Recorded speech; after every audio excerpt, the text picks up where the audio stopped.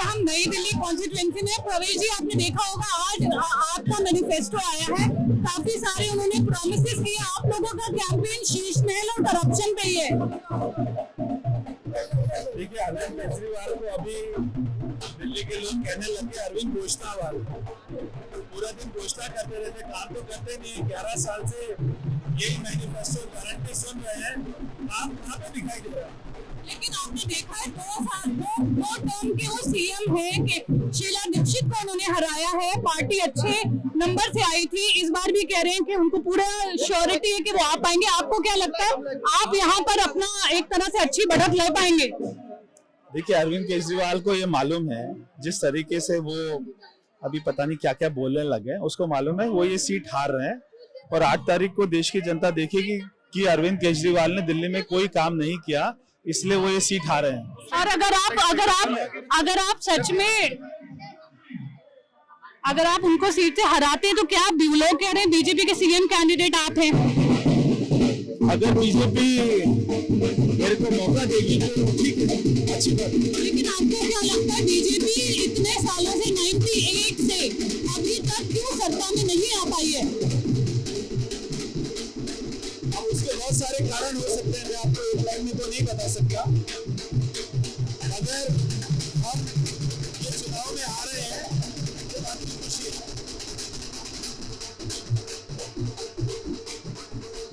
आपके ऊपर ये एलिगेशन लगे कि विमेन को आप लोगों ने पैसा बांटा है, वोट के लिए आप पैसा बांट रहे हैं, इवन जिस दिन आपका नॉमिनेशन था जूते बांटे हैं आपने।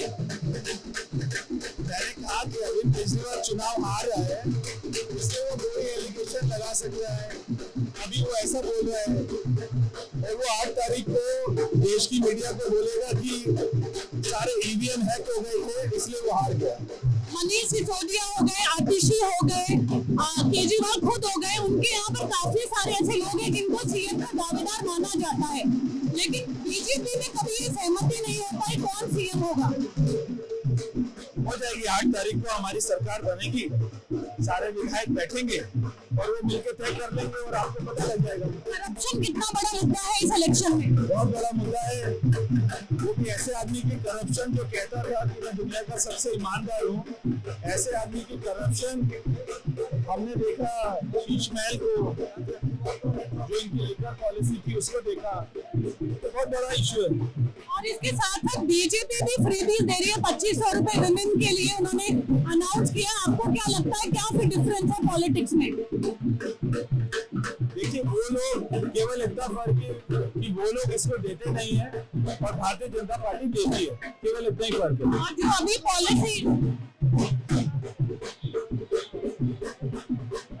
जो फ्री बिजली पानी ये सब, जो फ्री बिजली पानी आम आदमी पार्टी गवर्नमेंट के अंदर मिल रही थी, उनका ये कहना है कि बीजेपी सरकार आएगी तो बंद कर देगी। कोई नहीं मिल रही थी, मैं भी यही बोलता हूँ दिल्ली को कि जिसको मिल रही थी वो उन्हें वोट दे देना, जिसको नहीं मिल रही थी हमें दे देना। लेकिन यही बात अरविंद केजरीवाल अपने मुंह से बोल रहे हैं और वो खुलकर बोले कि दिल्ली में जिन लोगों को 12 महीने साफ पानी मिल रहा था 24 घंटे, वो उन्हें वोट दे दे और जिनको नहीं मिल रहा था वो हमें वोट दे दे। यही बात मैं बोल रहा हूँ, यही बात वो बोल रहे हैं। लेकिन आपने देखा होगा आम आदमी पार्टी गवर्नमेंट का ये कहना है, केजरीवाल का ये कहना है कि दिल्ली में वो काम इसलिए नहीं कर पाते क्योंकि सेंटर उनको काम करने नहीं देती थ्रू एलजी। सारी बकवास है, सारे एक्सक्यूजन काम नहीं करने के।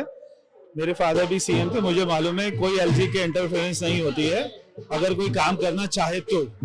लेकिन अभी उन्होंने ये कहा है काफी सारे काम जो वो नहीं कर पाए बिकॉज सेंटर के इंटरफेरेंस की वजह से, उन कामों को पूरा करेंगे। मेरे फादर सीएम थे, उस समय कांग्रेस की गवर्नमेंट थी, मेरे फादर कभी नहीं कहते थे। शीला दीक्षित सीएम थी, उस समय बीजेपी की गवर्नमेंट थी, शीला दीक्षित कभी नहीं कहती थी। देश में कोई भी कांग्रेस का सीएम नहीं कहता है, ये अकेला ही बोलता है। आपने एक लास्ट क्वेश्चन, आपने देखा होगा लिकर स्कैम को लेके बीजेपी काफी आक्रामक रही है, मनीष सिसोदिया ने अपनी सीट भी बदली, काफी सारे आम आदमी पार्टी के मिनिस्टर्स हैं जो चुनाव लड़ रहे हैं,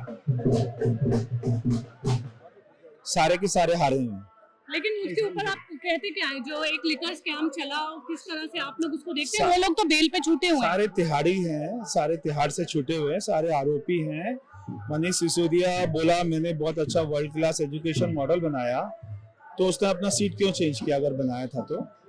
तो सभी हारने वाले हैं। आप बस 3 चीजें अगर हमें बता पाएं जो आप न्यू दिल्ली कॉन्स्टिट्यूएंसी के लिए करेंगे अगर आप जीत के आते हैं। यहाँ के झुग्गी वालों को मकान देना है, यहाँ के जो सारे अनएम्प्लॉयड बच्चे हैं उनको रोजगार देना है, यहाँ पे जो भी अपना बेसिक फैसिलिटी जो इन लोगों को चाहिए, जैसे एनडीएमसी में मेस्ट्रोल को चालू करेंगे, एनडीएमसी में जितने भी डेथ केस हैं उनको जॉब लगाने का काम करेंगे, जो भी सारे काम हैं सारे के सारे करेंगे। और क्या ये election Kejriwal versus PM Modi है?